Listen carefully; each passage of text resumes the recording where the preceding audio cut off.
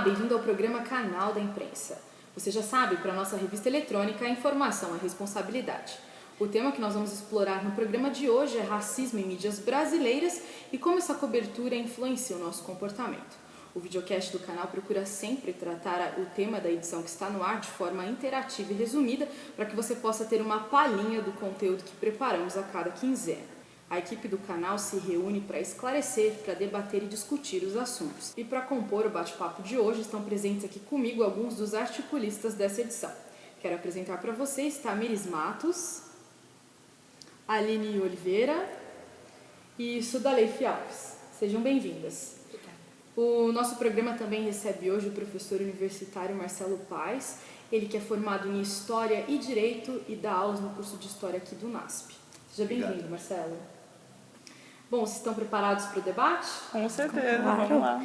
Lembrando que você pode saber mais sobre a temática dessa edição acessando o nosso site. O endereço é www.canaldaimprensa.com.br. Se você já está no nosso site, se sinta à vontade para zapear pelo nosso conteúdo. Aqui na tela estão aparecendo as nossas redes sociais. Fique ligado nas nossas discussões e acompanhe nosso trabalho. Bom, direto ao ponto então. Marcelo, quero começar com você e eu vou perguntar, vamos falar um pouquinho sobre conceitos, né? O que é racismo, o que é preconceito e o que é discriminação? A gente utiliza o termo racismo para designar algum tipo de preconceito ou algum tipo de diferenciação baseado em critérios biológicos. Você vai utilizar a questão biológica para estabelecer diferenciação, para determinar que existe uma raça superior ou inferior. O termo preconceito, ele pode ou não estar relacionado à questão de racismo. Preconceito, antes, é você se basear em um estereótipo, em um modelo criado a respeito de alguma coisa, que pode ser um modelo social, cultural ou mesmo étnico.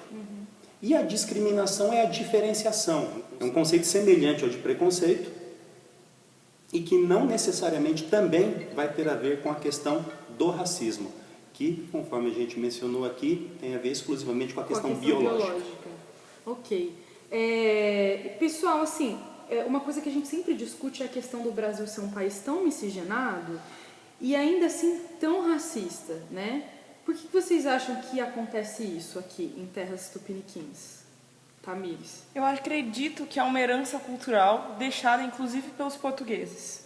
Eles vieram, dominaram a terra, começando com os índios, tentaram escravizá-los, os índios se imporam de uma maneira ou outra, eles se impuseram, mas os negros foram enganados, né? Eles aceitaram vir trabalhar em circunstâncias subhumanas. Mas será que eles aceitaram?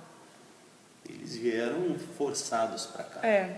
Existe um aspecto econômico na questão da escravidão negra no Brasil. Para o governo português, a escravidão indígena era algo que não compensava, porque não trazia vantagem econômica, porque à medida que um índio era capturado em meia floresta ali, o governo português não recebia nada em relação a isso. Agora, em relação ao negro, o negro vai ser vendido como escravo aqui, portanto é mercadoria. E em cima de cada mercadoria você tem um valor referente a impostos. Sim. Cada negro que era vendido aqui, portanto, imposto para o governo português. Então, vai chegar ao ponto de se proibir a escravidão indígena e incentivar a escravidão negra justamente porque enriquecia o cofre do governo. Questões financeiras também. A gente comenta outra coisa também que é bastante tratado em relação ao assunto do racismo no Brasil, é que ele é diferente do racismo em outros países onde a segregação é mais declarada. Caso dos Estados Unidos, né?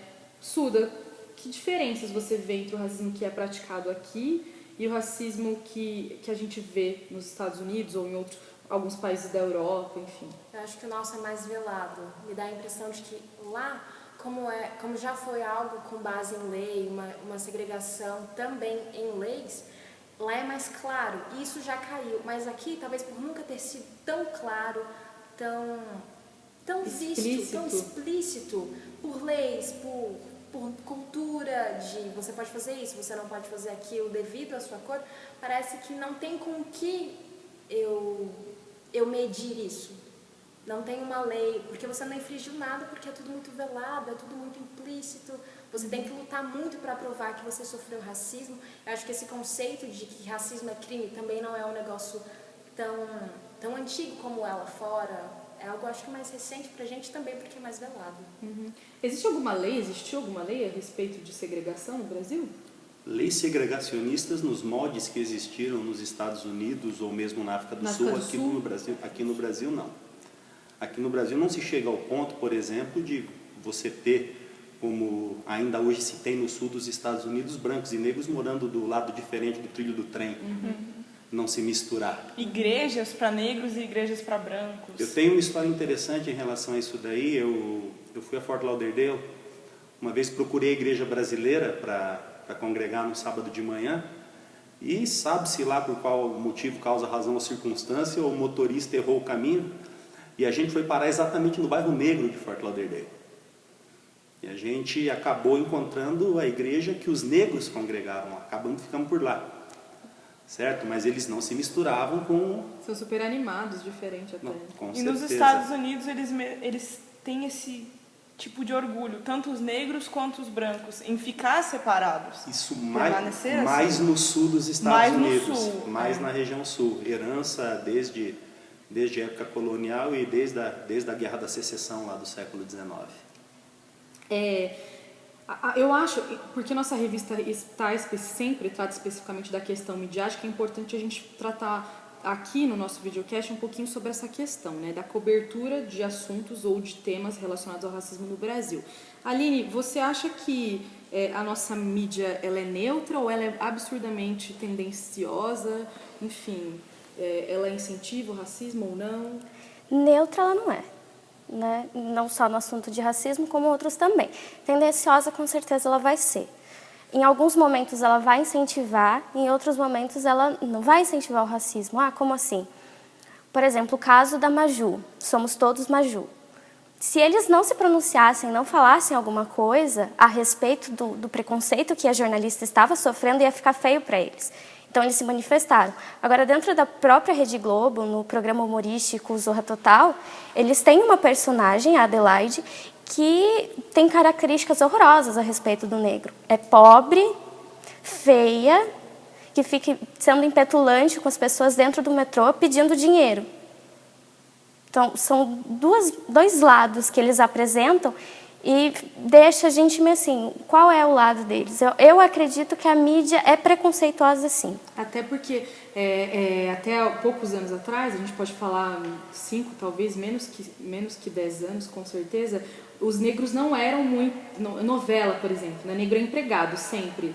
A gente vai ter um protagonista em telenovela negro, acho que na 2003 ou 2004, não me lembro muito bem. 2004, são 10 anos aí, então é muito recente para um país que nasceu também, né, que é filho também da África. Não, o primeiro galã negro em si foi com Lázaro Ramos em 2011.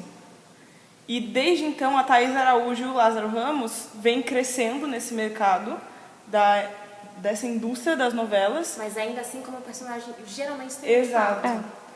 Agora eles estão numa minissérie, né? Mr. Brau. O Lázaro Ramos é o Brau, que é um cantor famoso internacionalmente e tal.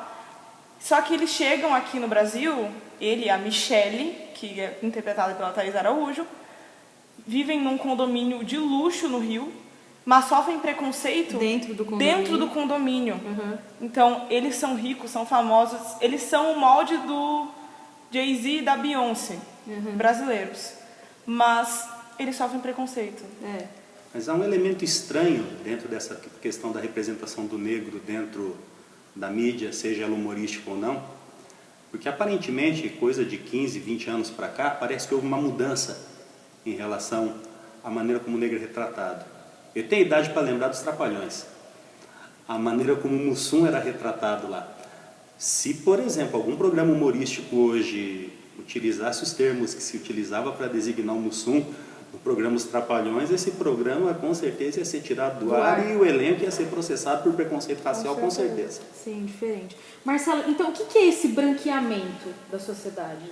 A ideia do branqueamento ela é herança de um pensamento do século XIX chamado de fardo do homem branco. O que é a ideia do fardo do homem branco? Vai surgir no continente europeu no século XIX, fruto das pesquisas de Charles Darwin, que, detalhe, ele vai tratar a respeito, não da espécie humana em si, mas a respeito da origem das espécies, mas eles vão aplicar as ideias de Darwin para as sociedades. Vão criar o chamado darwinismo social. E, a partir dessa ideia, vai se desenvolver, inclusive através de um primo de Charles Darwin, chamado Francis Galton, a ideia de que o europeu branco é superior às outras raças e que, portanto, ele tem o dever moral de compartilhar essa superioridade e levar o progresso e a civilização para povos inferiores. O que significa dizer latinos, africanos e asiáticos. E aí vem. E essa ideia acabou se espalhando por várias partes do mundo. Nos Estados Unidos, por exemplo, essa ideia acabou se desenvolvendo na ideia do Destino Manifesto. Aqui no Brasil, durante o Segundo Reinado, se desenvolveu na ideia do branqueamento da população. Alguns escritores passaram a defender o ponto de que a sociedade brasileira ela não teria possibilidade nenhuma de alcançar o nível de desenvolvimento dos europeus enquanto ela fosse uma sociedade mista. Tinha que branquear. Era necessário trazer mais brancos para cá, para que houvesse um branqueamento da sociedade, porque essa seria a única possibilidade da sociedade brasileira poder alcançar um nível de desenvolvimento similar ao do continente europeu. Primeiro mundo. Exato. E é uma coisa engraçada como esse assunto, ele fica preso a milhares de gerações, né? É um negócio assim, que o racismo está sendo combatido no Brasil há pelo menos 50 anos, mais, e ainda assim a gente vê pais que educam os filhos para serem racistas, né? Mesmo não sabendo, muitas vezes. Porque a própria mídia cria esses conceitos implícitos de racismo. Colocar um negro sempre como dançarino de samba, isso é um absurdo. Essa é a questão do pré-conceito. Exato. De você criar um estereótipo e basear os seus julgamentos em cima desse modelo. E a mídia cria esse preconceito e depois ela tenta remediar com protagonistas negros, com apresentadores de jornal negros. Então ela cria um efeito placebo, digamos assim, na população. Gente, nosso papo tá ótimo, mas o tempo para falar é muito curtinho, porque esse videocast vai no nosso site. E eu quero agradecer a vocês pela presença aqui, pela participação, num tema que é bastante polêmico até, né? Mas a gente precisa terminar o programa de hoje. Obrigado porque você está nos acompanhando, seja no nosso site ou pelo YouTube, e a gente se encontra na próxima quinzena.